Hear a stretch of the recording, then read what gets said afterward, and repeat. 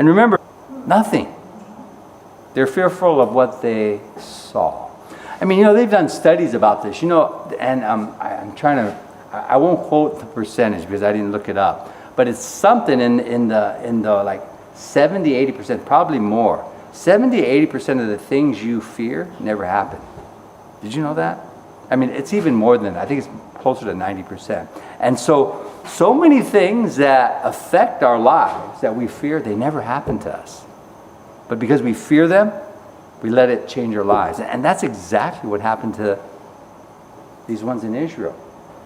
These 10 spies that came back with a bad report, the fear of what they saw affected that whole generation. And so remember, it says there we saw the giants, and we were like grasshoppers, what they saw in our own sight, and so we were in their sight. So what they saw affected what they did. They weren't affected by God's word. We need to be the opposite, don't we? We need to be affected by God's word. Not so much by what we see. Because oftentimes what we see never happens. Or what we fear because of what we see never happens. And so we see that being highlighted right there in Numbers chapter 13. And so it's a sad commentary when you think about it. And then in chapter 14, what happened? Because of that, it says that the Lord turned them back out into the wilderness by the way of the Red Sea. It's a sad commentary. Because of their fear, they didn't go forward. The Lord turned them back. Numbers chapter 14, verse 25. And that's what happens when we walk not in God's word and God's promises, and we walk by what we see. Oftentimes we go backwards. We turn back to our own bad habits and bad ways. We take one step forward, as they did. They're right at the border, and then they started to take 2 or more steps backwards. And God, He pointed them back to the wilderness because they wouldn't move forward. And so the remainder of Numbers, believe it or not, from here on out, is really just that. It's a record of their wandering in the wilderness, back and forth. 40 years, not getting anywhere. Can you imagine that? How many are older than 40? Most of us, right? Can you imagine looking back 40 years and thinking, I'm in the exact same place that I was 40 years ago. Actually, I'm maybe behind. Can you imagine looking back at your life and you think, oh my goodness, I wish I would have moved out in faith. I wish I would have taken some chances. I wish I wouldn't have been so fearful. Hopefully we're not this generation. But that's exactly what happened. And that's the narrative that we find ourselves in chapter 15. They are turned back into the wilderness to live as wanderers until that younger generation matures and is ready to enter the land. And that's what we're going to see next when He numbers the people. And that's going to be all the way in chapter 26. And so think about it. From chapter 15 through 26, it's going to be a record of the older generation dying so that the new generation can enter. And now, we mentioned this before. There's a lot of application for us in this scenario. The old man must be reckoned dead. When you become born again, right? The old man must be reckoned dead to possess those things of the new. It's always our old man that keeps us from the promises of God in the new, isn't it? Remember, you go back to your old ways. It keeps us from that which is ahead. And so with that review, as we read in chapter 15 now, verse 1, we're going to see that record. They're going to be going further and further backwards, not moving forward. But it was all prophesied by the Lord. Remember, the Lord wanted to take them out in a day or in a moment. But then remember, Moses, he interceded. And so what would happen in that moment? It's going to happen over 40 years. It's interesting to kind of ponder that. So verse 1, chapter 15, let's begin reading. It says, and the Lord spoke to Moses, saying, verse 2, speak to the children of Israel and say to them, when you have come into the land you are to inhabit, which I'm giving to you. Now, I want you to pause here. And I want you to notice this. Notice what's happening here. And this is an important detail, I think, to observe. Notice how the Lord is speaking to the entire group here, both older and younger. Both generations. But it really is to the older generation at this point because it still is at the onset of the 40 years of wandering. It's still at the onset right here. Little of that 40 years has elapsed. Right? And so we haven't seen the 40 years go forward yet. And so really, even though the younger generation is alive, and there will be ones born in that 40 years, really it's the older generation that's mature enough to hear this. Now, we just noted that the older generation is not going to enter in. But I want you to notice in verse 1, it's saying, speak to the children of Israel and say to them, when you have come into the land you are to inhabit, which I am giving to you. So he's speaking to this older generation, saying, when you come into the land, and he's turning them back to the wilderness. So think about it. It would seem that the Lord continues to give them opportunity to enter right here, doesn't it? But here's the thing. The Lord knows, doesn't he? And so do we. Because we can turn the pages and go forward and see that they really didn't enter. They kept on murmuring and complaining. But I want you to notice, you can read this and see that the Lord is still giving them opportunity. The Lord foreknows, though, what they chose to do. They continue to murmur and complain. And we can foreread, if that's a word. We can read ahead and see what they decided to do. But remember, as I mentioned, in chapter 14, when the spies came back with that bad report and didn't want to go in, except for Joshua and Caleb, remember how the Lord, he wanted to just start all over again. Then the Lord said to Moses, how long will these people reject me? And how long will they not believe me? With all the signs which I have performed among them. I will strike them with the pestilence and disinherit them. And I will make of you, Moses, a nation greater and mightier than they. That's from Numbers chapter 14, verses 11 till we read that 2 weeks ago. But remember, Moses, he interceded, didn't he? And so God relented. But we noted back then, 2 weeks ago in our study of chapter 14, that what God was going to do in a moment ended up happening anyway over 40 years. That older generation did indeed die a slow death. They died in the wilderness. None of them entered the promised land except for Joshua and Caleb. So what God was going to do in a moment happened anyway over 40 years. But you know what the only thing that changed, it would seem? The only thing that changed by doing it that way over 40 years was that Moses wasn't able to enter the promised land. It was toward the end of that 40 years. Remember that he smote the rock and was supposed to speak to the rock. When you think about it, that's the only difference. And so if Moses didn't intercede and say, okay, Lord, you do it the way you want to do it, do you think he would have entered the promise? It could have been. I don't know for sure. But we do know this, is toward the latter part of the 40 years that Moses made that big mistake and he wasn't able to enter in. But the point is this, that in those 40 years was when Moses made that mistake. That's the point. And then at the onset of Numbers 15, at the beginning of the wandering, God is speaking to that older generation just as if they were going to go. But they didn't. Now, the point I'm trying to make here is that they still had choice, didn't they? Did they have a choice? Yeah, they had a choice. But God knew, he foreknew what they chose. They're going to continue to murmur and complain. And so that's why he said, just let me take them out, Moses. Because they're not going to enter in. But that Moses now would intercede and he would relent. Notice he's speaking to that older generation. And so they, even though they did not go in at that point, right here in chapter 15, they could decide to follow the Lord and perhaps enter in the future. But you know what the Lord knows they're going to do? Murmur and complain. And you know what they're going to do in these several chapters? They're going to murmur and complain. The Lord knows, and so he said, Moses, let's just start all over. Moses relented. They're given another chance. But we know what's going to happen. We can read on ahead. They blew their chance. They committed harlotry and all kinds of other things. And so, again, the point is this, that God is sovereign, but man is responsible for his decisions. And we see that play out once again. Now, how do we reconcile the two in our finite mind? It's very difficult to do, but you cannot deny that they're given another chance here. And God gives them that chance, but you can't deny that God's sovereign plan is saying, you know what they're going to do? They're going to do the same thing. And what I want to do right now, I'm going to end up doing, they're going to self-destruct themselves over the next 40 years. And this is what we're going to read in the next several chapters. God is going to give them chance after chance, and then they're going to blow their chances again and again. And they're going to end up dying in the wilderness. So this is the context of chapter 15. This is the start of it. It's the start of the 40 years. They're going to have opportunities to follow the Lord. But you know what they're going to do? They're going to murmur and complain. Thus fulfilling what God wanted to do all along was start all over with that new generation.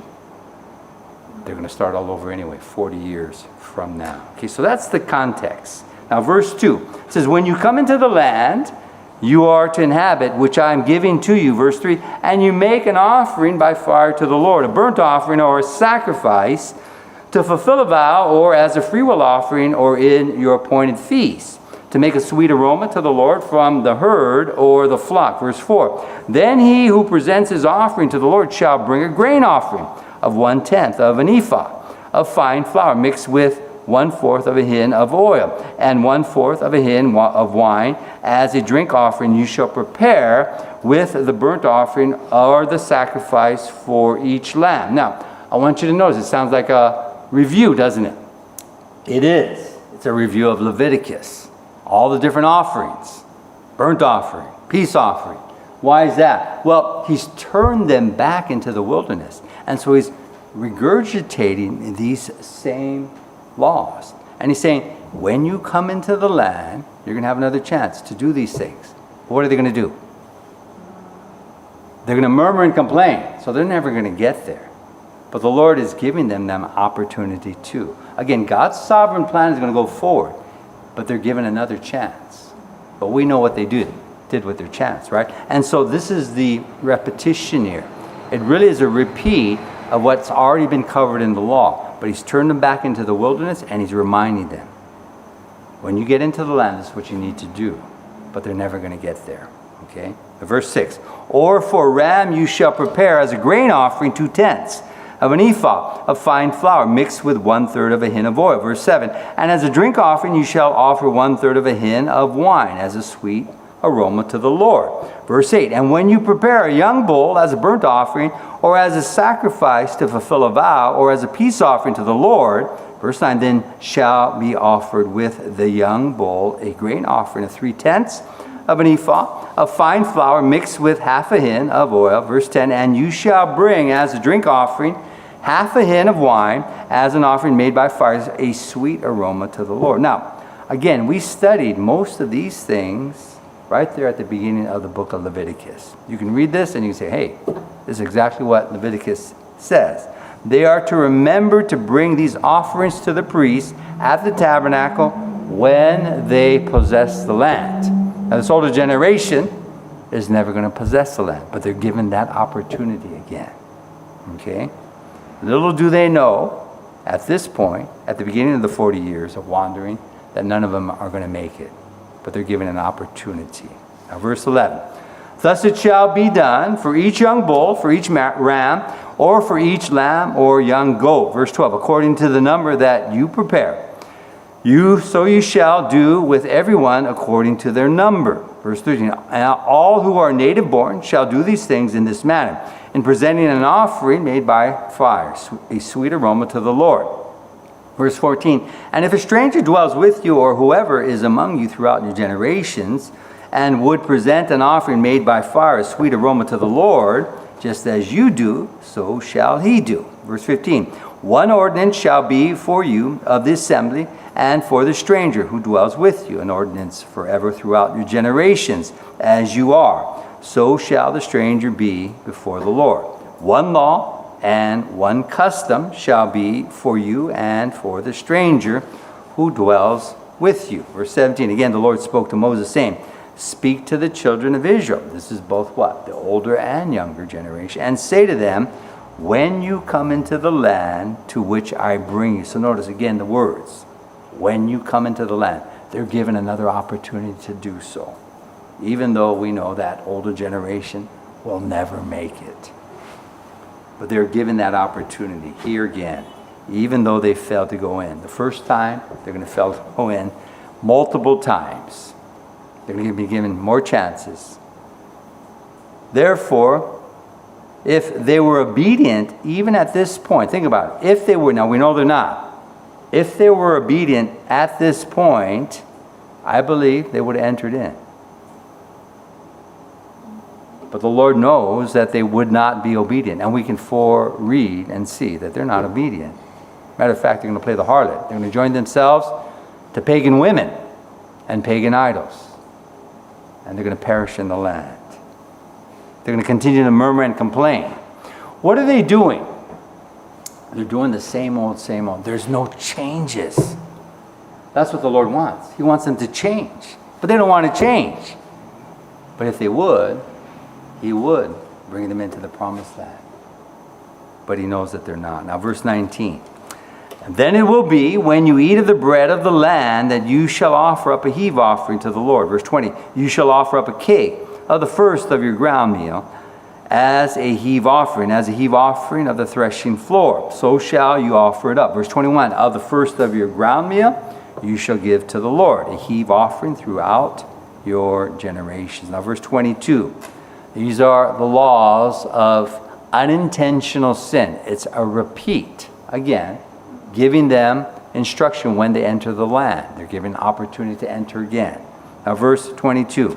If you sin unintentionally and do not observe all these commandments which the Lord has spoken to Moses. So notice, and this is again a review from Exodus and Leviticus that we read before. These are offerings for unintentional sins, not for premeditated sins. Now let me ask you this, a test. Is there an offering for premeditated sins? No, you're out of luck. Premeditated murder, you're stoned. Not only that, but if you know the law and you break it, there's no covering for sin. So aren't you glad, again, you're living after the cross?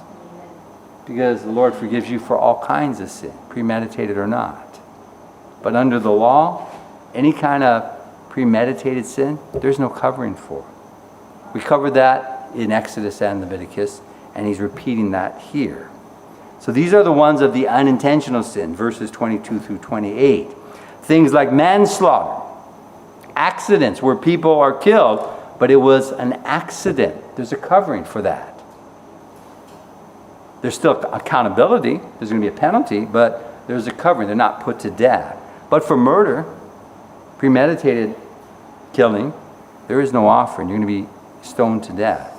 We're going to see that a little bit later. So verse 22, the unintentional sins. If you sin unintentionally and do not observe all these commandments which the Lord has spoken to Moses, verse 23, all that the Lord has commanded you by the hand of Moses from the day the Lord gave commandment and onward throughout your generations. Verse 24, then it will be, if it is unintentionally committed without the knowledge of the congregation, that the whole congregation shall offer one young bull as a burnt offering, as a sweet aroma to the whole congregation, as a sweet aroma to the Lord, with its grain offering and its drink offering according to the ordinance, and one kid of the goats as a sin offering. Verse 25. And so the priest shall make atonement for the whole congregation of the children of Israel, and it shall be forgiven them, for it was unintentional. You want to mark that. They shall bring their offering, an offering made by fire to the Lord, and their sin offering before the Lord for their unintended sin. So the sin offerings, what are they for? For sin that you didn't intend to do. Burnt offering, what is it for? It's for sin that you did not intend to do. It was a mistake. But if you knew what you're doing and you sinned, there is no offering. Now we studied that before. We studied that in Leviticus. Okay? So this is for unintentional sin, a sin done by mistake or without knowledge. Okay, now verse 26. It shall be forgiven the whole congregation of the children of Israel and the stranger who dwells among them, because all the people did it unintentionally. Verse 27. And if a person sins unintentionally, then he shall bring a female goat in its first year as a sin offering. Verse 28. And so the priest shall make atonement for the person who sins unintentionally, when he sins unintentionally before the Lord, to make atonement for him, and it shall be forgiven him. Verse 29. You shall have one law for him who sins unintentionally, for him who is native born among the children of Israel, and for the stranger who dwells among them. So the law is going to be one law for the foreigner and the native, the one that's Jewish. Okay, one law. But this is for unintentional sin. Now, intentional or presumptuous sin, premeditated, as I described, that's listed in these next few verses. Okay, verse 30. It says, but the person who does anything presumptuously, you knew you weren't supposed to do that, but you did it anyway. Whether he is native born or a stranger, that one brings reproach on the Lord, and he shall be cut off from among his people. Verse 31, because he has despised the word of the Lord and has broken his commandment, that person shall be completely cut off. His guilt shall be upon him. And so there was no offering, no covering for presumptuous sin. This is one who knows that what he is doing is wrong and against the Lord. And then he does it anyway. It's wrong, he does it anyway, but he does it with a high hand of rebelliousness. The motive is rebelling against God. The Bible Knowledge Commentary, I'm going to quote them. They said, this last regulation deals with a case of defiant sin, committed knowingly and deliberately. Anyone guilty of this kind of sin must be cut off from his people. And as elsewhere, this means both excommunication and death. Warren Wiersbe wrote this, that the Hebrew in this passage literally means to sin with a high hand, as though the person were shaking his or her fist in the face of God, daring God to do something. That's the sense of this kind of sin.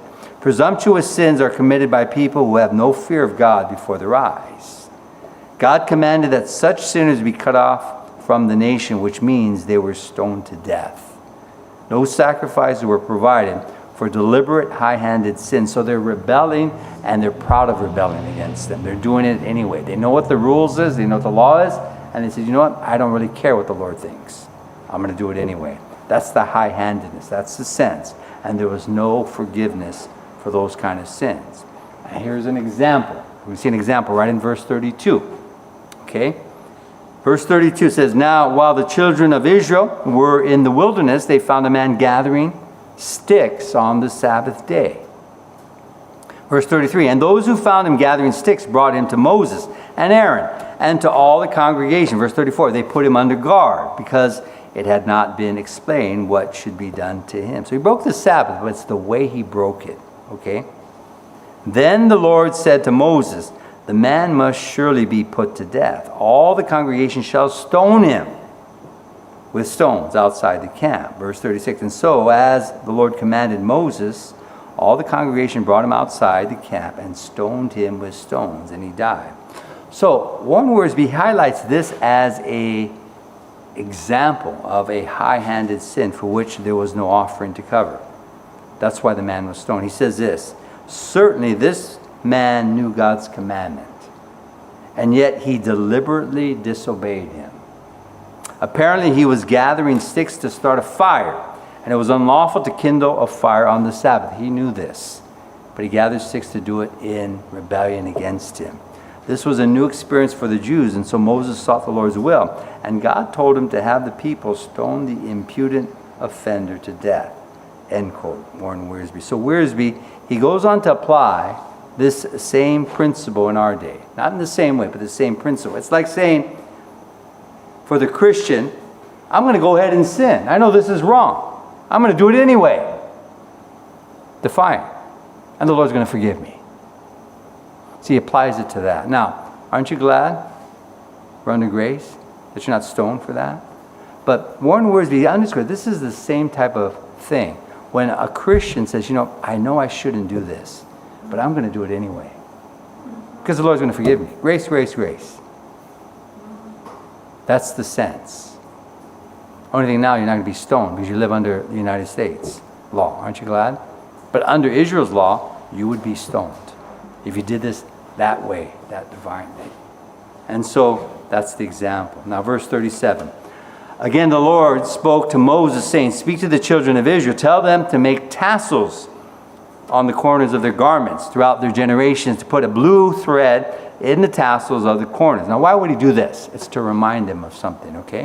I want you to know this.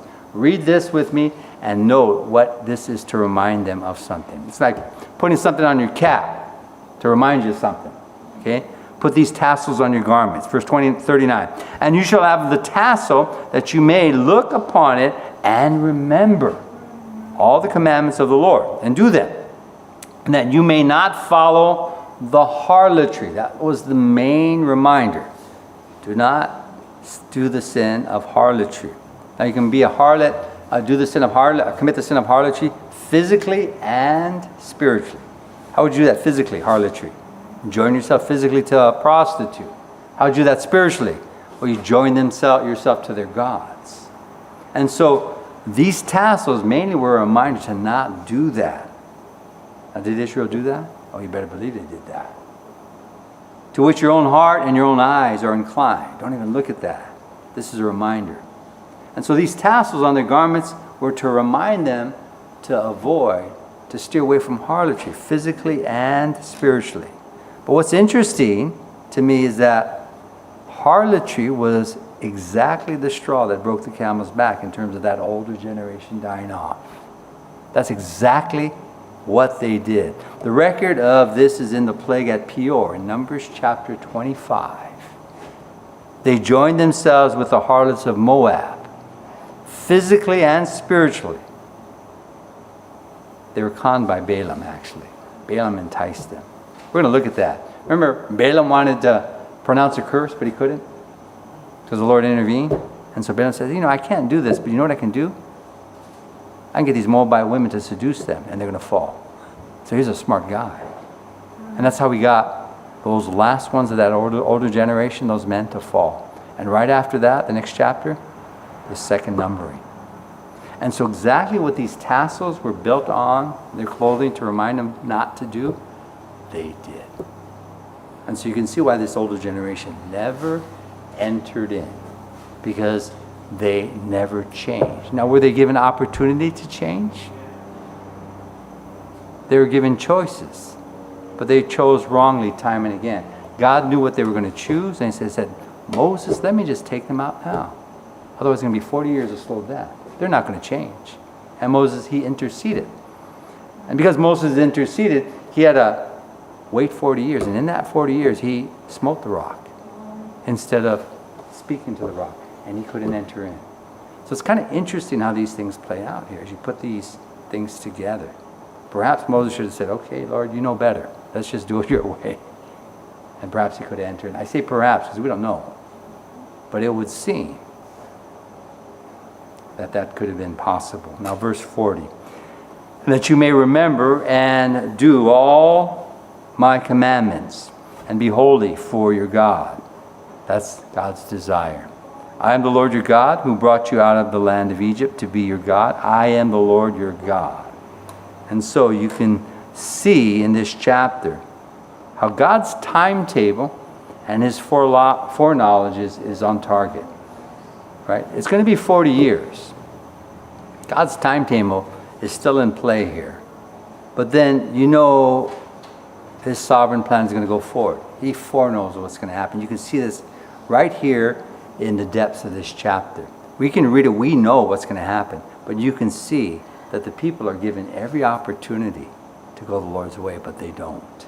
And God's timetable, his foreknowledge, his sovereignty is going to go forward. Now, we'll finish up with chapter 16. Verse 1. It says, Now Korah, the son of Izhar, the son of Kohath, the son of Levi, with Dathan and Abiram, the sons of Eliab, and On, the son of Peleth, sons of Reuben, took men, and they rose up before Moses with some of the children of Israel, 250 leaders of the congregation, representatives of the congregation, men of renown. So what are they going to rise up to do? To rebel.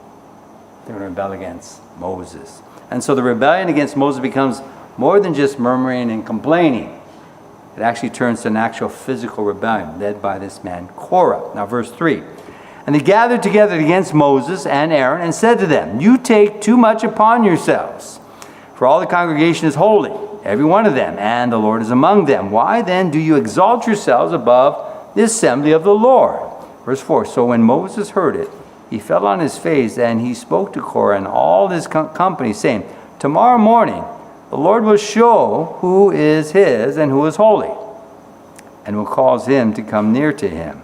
That one whom he chooses, he will cause to come near to him." And so he says, let the Lord decide. I want you to notice that. How does Moses defend himself? Well, he doesn't really, does he? He says, hey, let the Lord choose. The one he draws near to him is the one who's holy. And the one he judges is not holy. That's what he's saying. He's putting his life in the Lord's hands. He doesn't really defend himself. God is his defense. Now, verse 6. Do this. Take censers, Korah, and all your company. Put fire in them and put incense in them before the Lord tomorrow. And it shall be that the man whom the Lord chooses is the Holy One. You take too much upon yourselves, you sons of Levi. That is, you don't know what you're doing. You think too highly. You think if you draw near to the Lord, he's going to receive you. And I find that kind of interesting. Sometimes that's true, right? People that think a little bit too highly of themselves end up being the ones that actually fall before the Lord. And that's what's going to happen. So Moses, he really does not tell it. I mean, he does tell it like it is, but he does it in a calm way, and then he goes and he trusts the Lord to be his defense. I think it's quite interesting to observe that. He says the truth, doesn't raise his voice, right? But then he allows the Lord to do the work. Now, verse 8. Then Moses said to Korah, Hear now, you sons of Levi. Verse 9. Is it a small thing to you that the God of Israel has separated you from the congregation of Israel, to bring you near to himself, to do the work of the tabernacle of the Lord, and to stand before the congregation to serve them? Verse 10, and that he has brought you near to himself, you and all your brethren, the sons of Levi, with you.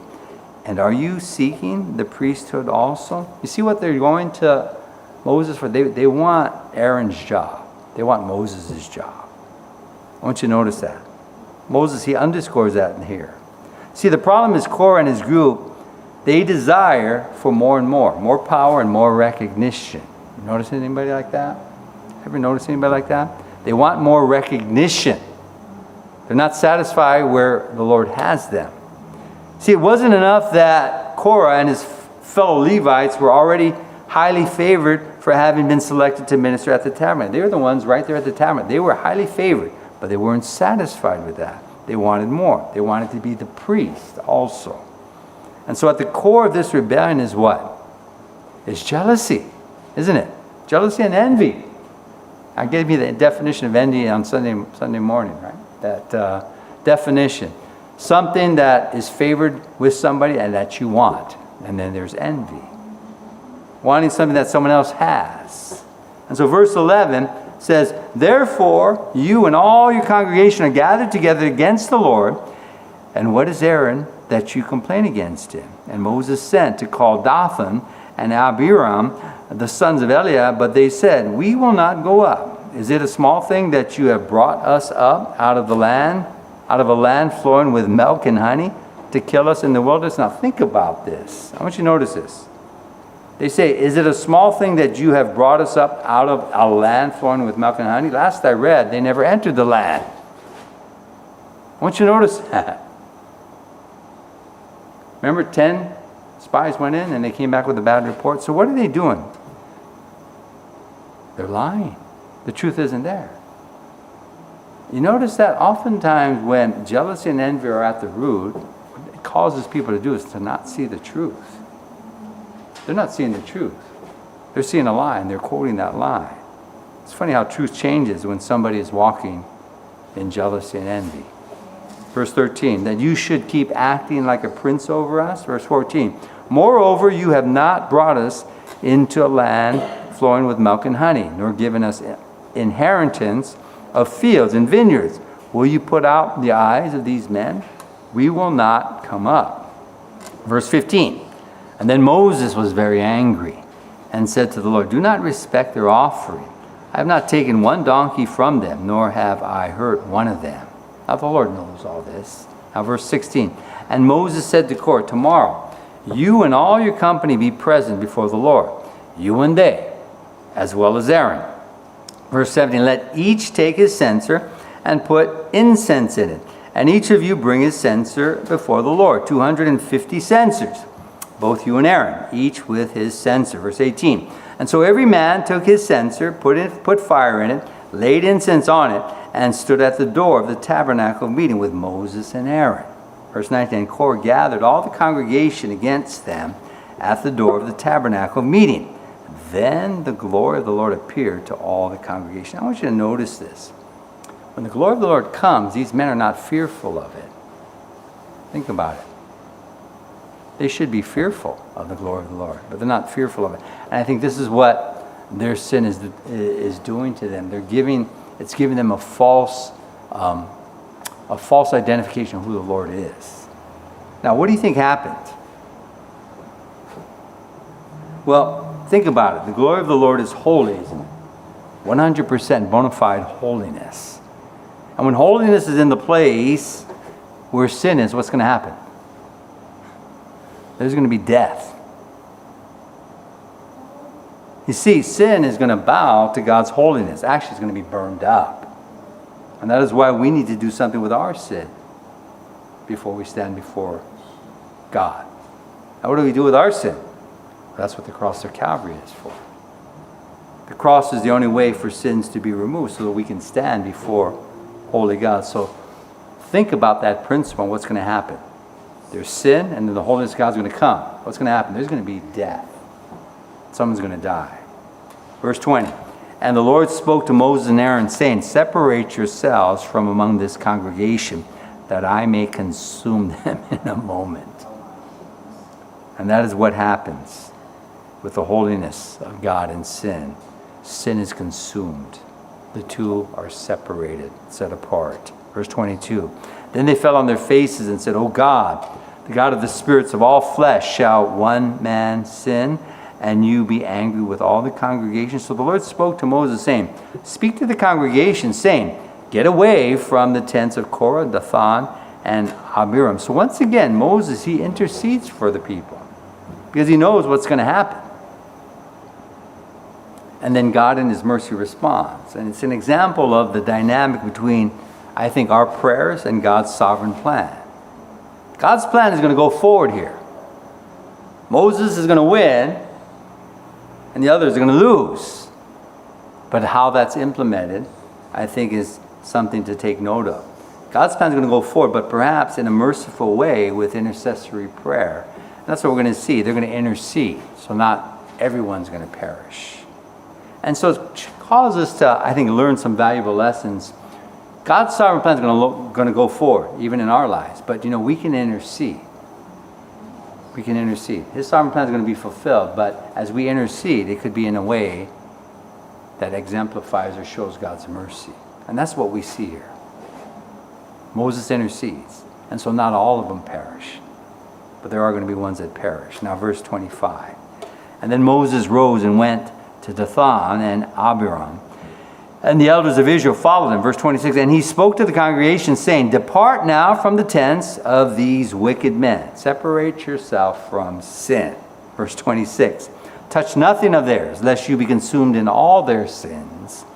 And so they got away from around the tents of Korah, Dathan, and Abiram. And Dathan and Abiram came out and stood at the door of their tents with their wives, their sons, and their children. Verse 28, and Moses said, by this you shall know that the Lord has sent me to do all these works, for I have not done them of my own will. I'm doing God's will, and you're going to see this. Verse 29, if these men die naturally like all men, or if they are visited by the common fate of all men, then the Lord has not sent me.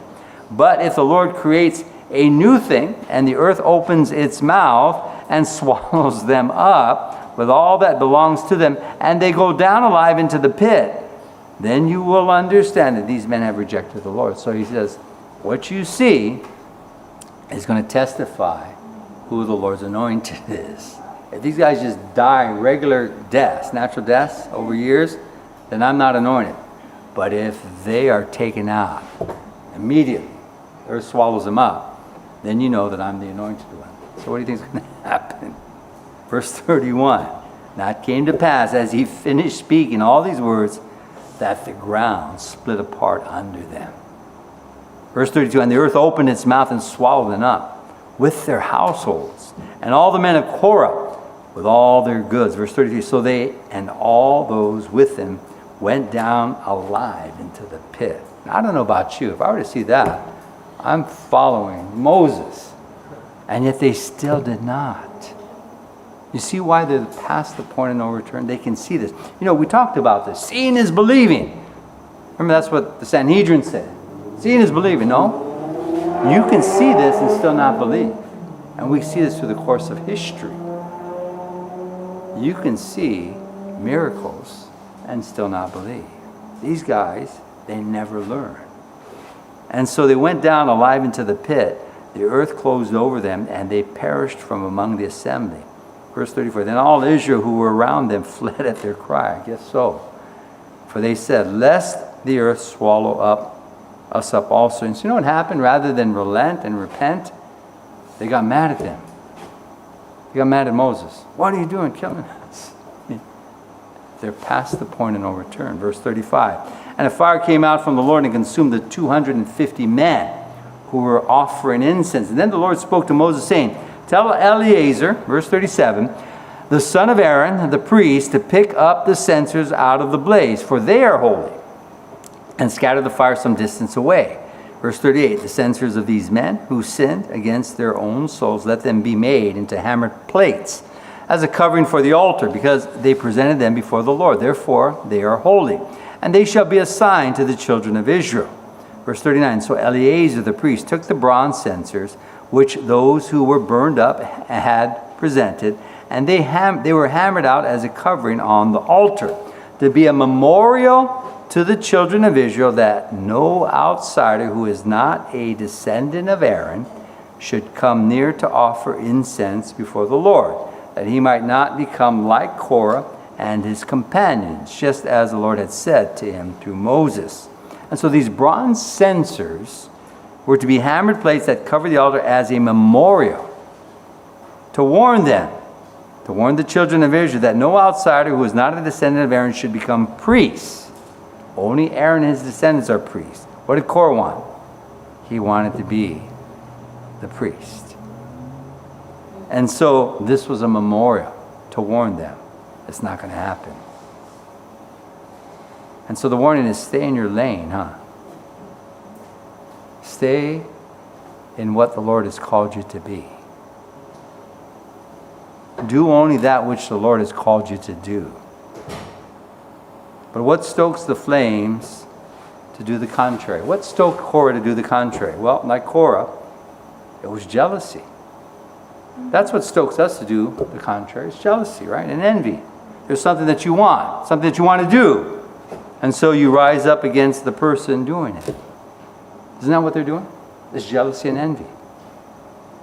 I quoted this proverb on Sunday in reference to our text on Sunday. Remember Caiaphas, the high priest, and the Sanhedrin? They had envy towards Jesus. It said, for Pilate knew that the chief priests had handed Jesus over because of envy. Remember that? Mark chapter 15, verse 10. And that's what destroyed them. Proverbs 27, verse 4. Wrath is cruel. I read this. And anger is outrageous. But who is able to stand before envy? Remember we noted that. The rhetorical question in that is that no one is able to. I want to underscore this again, that jealousy and envy destroys lives. And it'll destroy your life unless you let it go. And it destroyed Korah and all those around him. He had jealousy and envy of Aaron and Moses. And that destroyed him and his family. Verse 41.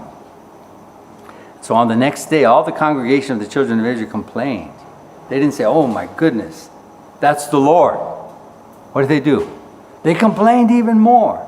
They complained against Moses and Aaron, saying, you have killed the people of the Lord. Oh my goodness. And so the complaints, they keep coming, don't they?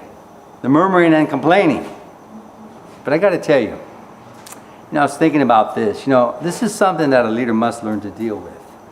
Because if you're leading any group of people, what's going to happen? You're going to find some murmuring and complaining. Maybe not all, but you're going to find some. And the sooner we in leadership learn this, the sooner we will be able to find peace in it as we do God's will. You know, I feel like a good portion of the burnout in leadership comes because we don't learn this. That people are just going to be people. There's going to be a certain amount of murmuring and complaining. And a lot of it's not going to be justified. And as we see here, it's not going to end. You think it should end, but it's not going to end. And even it does end with one or two people, they learn. There's going to be one or two that come in. I mean, it really is something that you as a leader, if you're in it, you need to learn how to deal with. It comes with the territory. If you're a manager at a company or an overseer, or if you're leading a home, there's going to be murmuring and complaining. I guarantee you. It's never going to be perfect.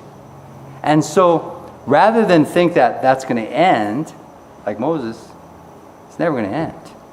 He's got to learn how to deal with it. He's got to learn how to manage it. And there's a process of doing that. You see, I think some learn faster than others how to not murmur and complain. But some don't learn at all. But part of the learning as a leader is to be able to graciously deal with murmuring and complaining and to keep on serving. It's going to come. And it's not going to stop. And you need to learn how to serve even those that are complaining. It comes with a position of leadership. It comes with the territory.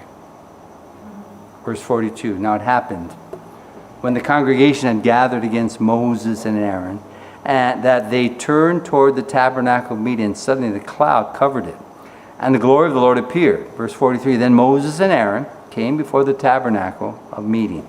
Verse 44, and the Lord spoke to Moses, saying, get away from among this congregation, that I may consume them in a moment. These are the ones that are complaining. Why did you kill God's people? And they fell on their faces. And so Moses said to Aaron, take a censer and put fire in it from the altar. Put incense on it. And take it quickly to the congregation and make atonement for them. Now what is he doing? As much as they're complaining about Moses and Aaron, you know what he's doing? He's interceding for them. For the ones that are complaining against him. Take it quickly to the congregation and make atonement for them. For wrath has gone out from the Lord. The plague has begun. See, God's going to take them out. And not all of them are going to be taken out as Moses intercedes for them. Then Aaron took it as Moses commanded and ran into the midst of the assembly. And already the plague had begun among the people. So he put in the incense and made atonement for the people. And he stood between the dead and the living. So the plague was stopped.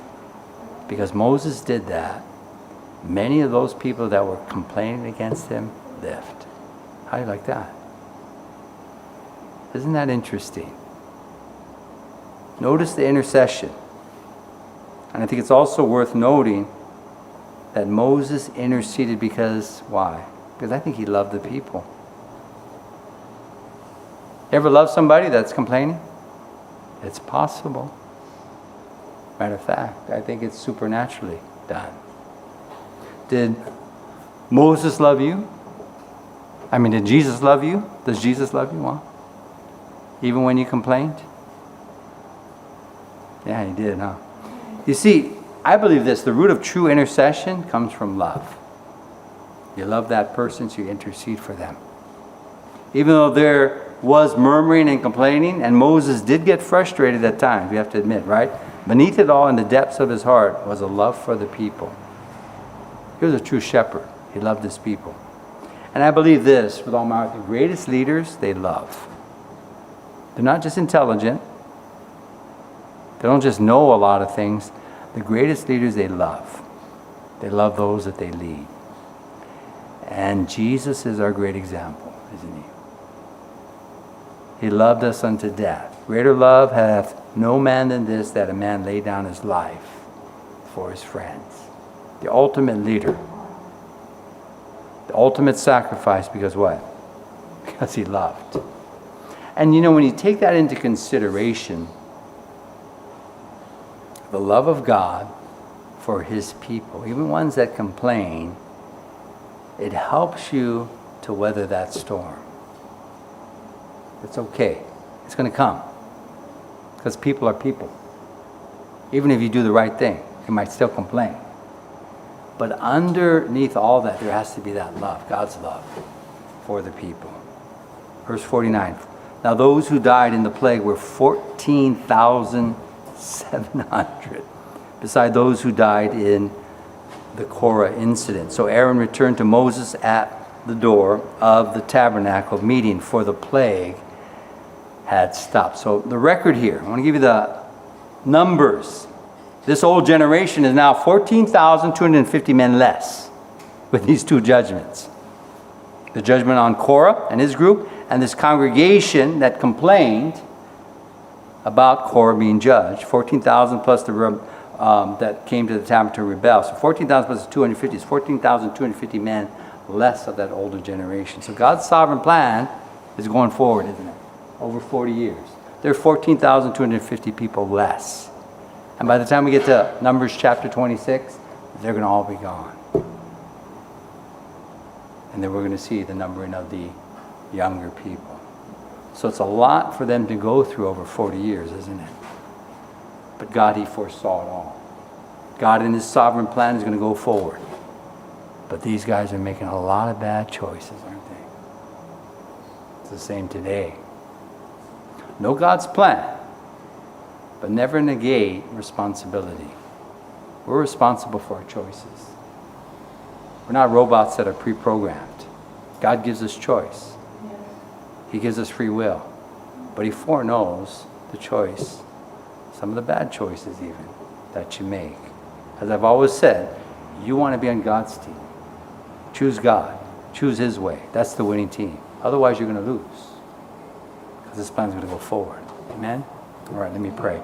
Lord, we thank you for your word tonight. Help us, I pray, to take in these scriptures, to take a step back and see how you're maneuvering and working all things together to fulfill your sovereign plan. And Lord, you've made it simple for us. Choose life.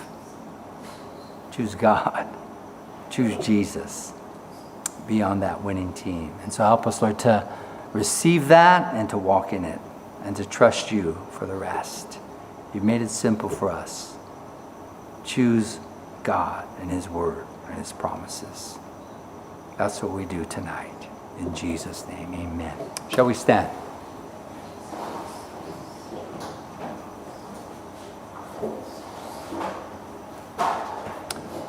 For thou, O Lord, art high above all the earth. Thou art exalted far above all gods. Thou, O Lord, art high above all the earth. Thou art exalted far above all gods. We exalt thee, we exalt thee, we exalt thee, O Lord. We exalt thee, we exalt thee, we exalt thee, O Lord. Thank you for joining us tonight. Hopefully we'll see you on Sunday morning. Have a good week, and God bless you. You're dismissed.